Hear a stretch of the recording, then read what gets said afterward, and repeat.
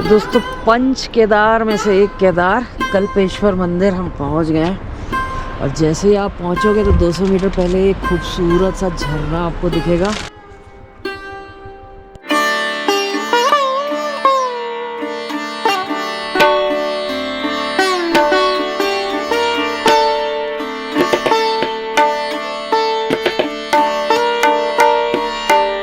ओम त्रिदलम त्रिगुणाकारम त्रिनेत्रम त्रिरायितम त्रिजन्मम पापसंहार हे कविल्लु शिवागम ओम कवचने च नमो भगवने च नमो विभूतने च नमो शुक्राय नमो शुद्धास्त्रो प्रसीदतो ओम नमः शिवाय नमः शंकराय नमस्कार साम सदा शिवाय नमो तत्पुरुषाय विद्महे महादेवाय धीमहि तन्नो विद्यात् प्रचोदयात् नागाजाय दिगाजाय मागाजाय कुबेराय नमः। दोस्तों ये भगवान भोलेनाथ जी की जटा और उन्हीं के पास ही विराजमान है गणेश जी। और ये बड़ी दुर्लभ फोटो है भगवान भोलेनाथ और माँ पार्वती की। और यहाँ विराजमान है नंदी जी।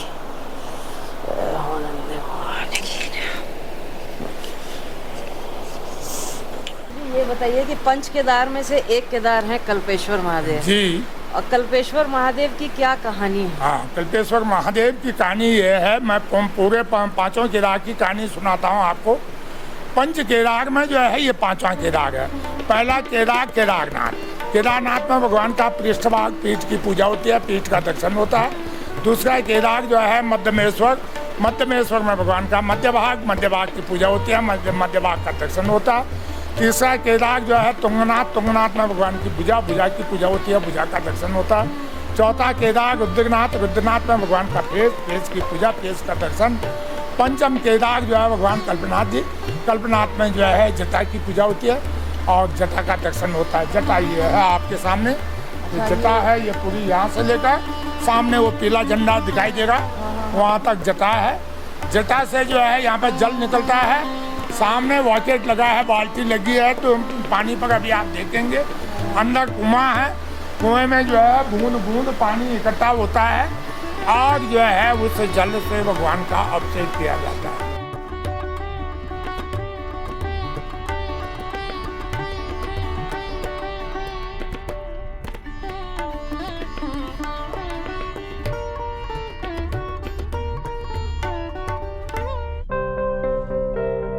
नमस्कार दोस्तों, स्वागत है आपका हमारे चैनल ट्रैवलर अड्डा पर, जहां हम आपको लेकर चलते हैं भारत की रहस्यमयी और आध्यात्मिक यात्राओं पर। आज हम बात करेंगे पंच केदार के पांचवें और सबसे अनोखे धाम कल्पेश्वर महादेव की, जहां भगवान शिव की जटाओं की पूजा होती है।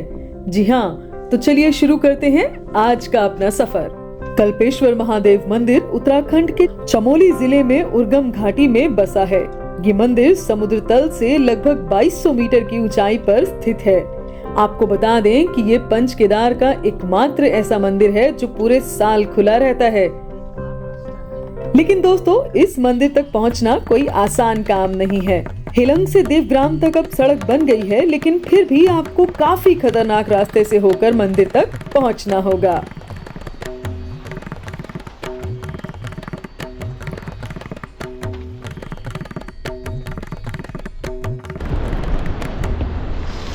तो दोस्तों पंच केदार में से एक केदार कल्पेश्वर मंदिर हम पहुंच गए हैं। और जैसे ही आप पहुंचोगे तो 200 मीटर पहले एक खूबसूरत सा झरना आपको दिखेगा। और पूरे पंच केदार में से ये एक ही केदार है जहां बाय रोड आप आ सकते हैं। दोस्तों पंच केदार में से एक केदार है कल्पेश्वर महादेव। और कल्पेश्वर महादेव वहाँ विराजमान है और उसमें दुर्गम घाटी, और वाकई में बहुत दुर्गम घाटी है, क्योंकि ये बहुत ही ख़राब रोड था जिससे हम आए हैं। तो आपको जब भी आना हो तो बहुत तैयारी के साथ आना हो, गाड़ी बिल्कुल सेट होनी चाहिए क्योंकि बहुत ख़राब रोड है। और पंच केदार में से एक ही ऐसे केदार हैं जो बाई मोटर रोड से आप पहुँच सकते हैं, बाकी हर जगह आपको ट्रैक करके जाना होगा। और जैसे ही हम यहाँ पहुँचे हैं ना, तो 200 मीटर पहले देखिए इतना खूबसूरत आपको झरना दिखेगा और इतना खूबसूरत व्यू है यहाँ का। महादेव जो है यहाँ विराजमान है इसी घाटी में नीचे। तो ये है दुर्गम घाटी।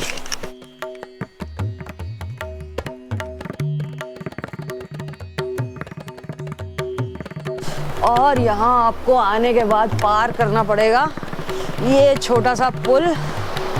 और देखिए कितना खूबसूरत नज़ारा है, नीचे नदी बह रही है और बगल में झरना चल रहा है। और झरने की मतलब देखेंगे ऐसा लगेगा दूध का झरना है, बिल्कुल सफ़ेद और बहुत ही खूबसूरत लग रहा है देखने में।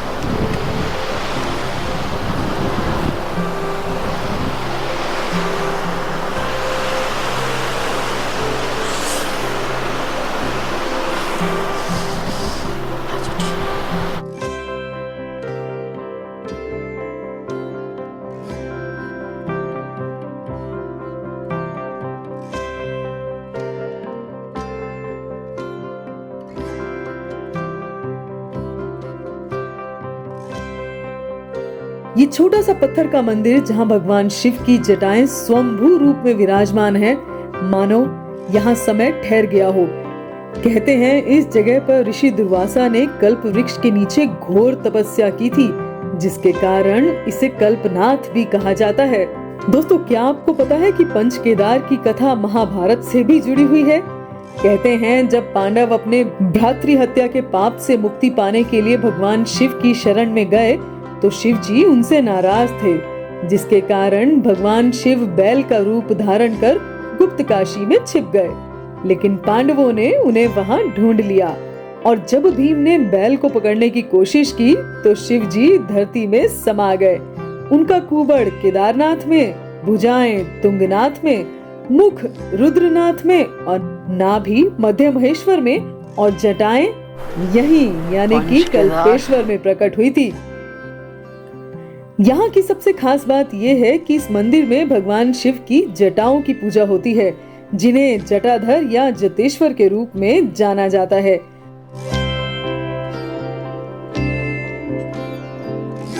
गर्भगृह में एक चट्टान है जो शिव की जटाओं जैसी दिखती है।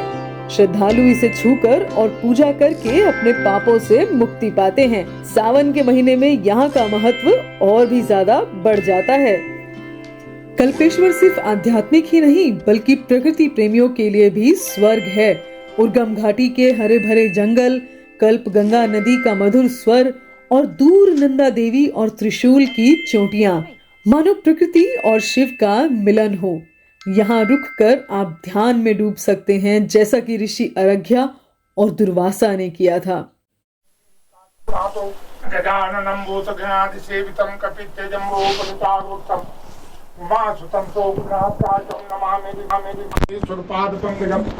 श्री गणेशाय धीमहि तन्नो दन्ति प्रचोदयात्। ओम ध्याये नित्यमये सरगद्गिरि चारुचन्द्रावसन्तं रत्नाङ्कल्पौतुलां निर्वापीत्यर्थं प्रसन्नं पद्मासेन सनन्तापं व्याधिकीर्तिविशानं विश्वं विश्वविनिर्भयं पंचवैकन्तनेत्रम्।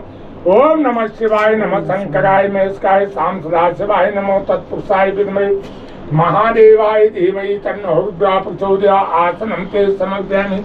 भगवान भोलेनाथ का ये 5 आलय भगवान शंकर के मध्य महेश्वर, तुंगेश्वर, रुद्र, कल्प महेश्वरम। ठीक है जी। तो अलग अलग अंग जो है अलग अलग स्थान में विराजमान है। इन मंदिरों का निर्माण जो है पांडवों ने किया है।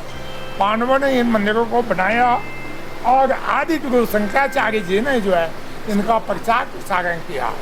ठीक, तो ये जो है पंचम केदार है यहाँ पर कल्पनाथ जी। और यहाँ पर जो है पंच केदार की यात्रा समाप्त होकर के पंचबद्री की यात्रा यहाँ पर से आरंभ होती है। अच्छा। भगवान कल्पनाथ जी ऐसे विराजमान है यहाँ पर कि आप जो है इधर दैनी तरफ को यहाँ से 4 किलोमीटर ऊपर फूल नारायण जी का मंदिर है। अच्छा, भव्य मंदिर है, अच्छा मंदिर है। दर्शनार्थी जो है सावन भादौ के महीने में जो है जब रंग बिरंगे वहाँ फूल खिलते हैं तो मनोमुग्ध हो जाते हैं लोग।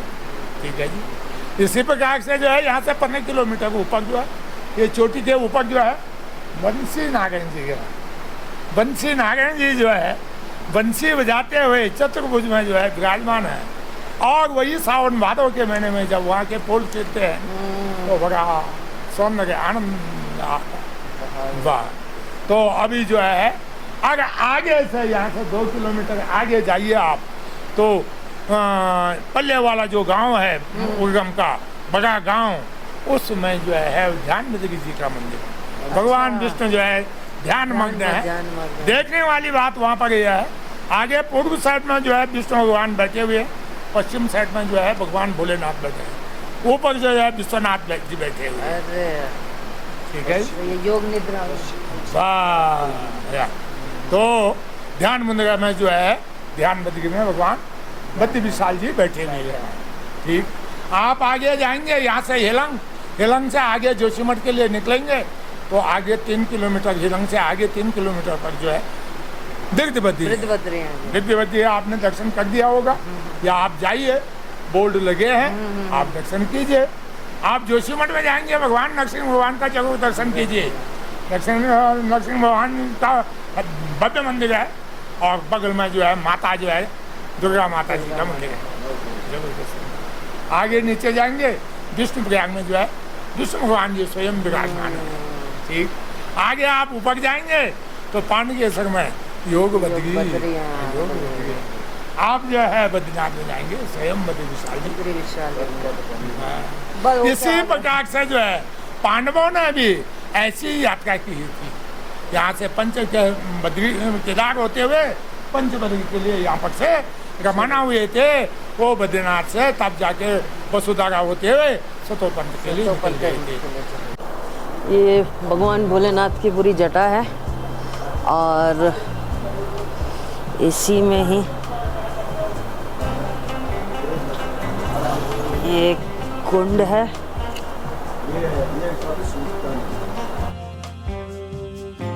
और चलिए अब आपको दे देते हैं कुछ प्रैक्टिकल टिप्स। कल्पेश्वर महादेव पहुंचने के लिए पहले आपको ऋषिकेश से जोशीमठ या हेलंग तक बस या टैक्सी लें। हेलंग से देवग्राम तक सड़क मार्ग है और फिर 300 मीटर का ट्रैक। बारिश के मौसम में खास तौर पर सावधान रहें क्योंकि ये रास्ता काफी फिसलन भरा हो सकता है। हमने यहाँ स्थानीय पुजारी जी से भी बात की। उन्होंने हमें बताया कि कल्पेश्वर में पूजा करने से मन की शांति और इच्छाओं की पूर्ति होती है। दोस्तों, कल्पेश्वर महादेव की ये यात्रा सिर्फ एक तीर्थ नहीं बल्कि आत्मा की खोज है। ये गुफा, ये जटाएं और ये हिमालय की गोद मानो जैसे आपको बुला रही हों। तो देर किस बात की, अभी अपना बैग पैक करें और निकल पड़े इस दिव्य यात्रा पर। अगर आपको आज का ये वीडियो पसंद आया हो तो इसे लाइक, शेयर और सब्सक्राइब करना बिल्कुल ना भूलें। नीचे कमेंट में हमें बताएं कि आपकी अगली यात्रा कहाँ की होगी या फिर कहाँ जाने का आप प्लान बना रहे हैं। और अगर आपको हमारा आज का ये वीडियो पसंद आया है तो हमारा मनोबल बढ़ाने के लिए इस चैनल को सब्सक्राइब, इस वीडियो को लाइक जरूर कीजिएगा। और आपका अगर कोई मित्र या फिर आपके परिवार से कोई कल्पेश्वर महादेव जाने की सोच रहा है तो उसे ये वीडियो जरूर शेयर करें। साथ ही घर के बड़े बुजुर्गों को भी आप ये वीडियो दिखा सकते हैं ताकि घर बैठे बैठे ही वो महादेव के दर्शन कर सकें।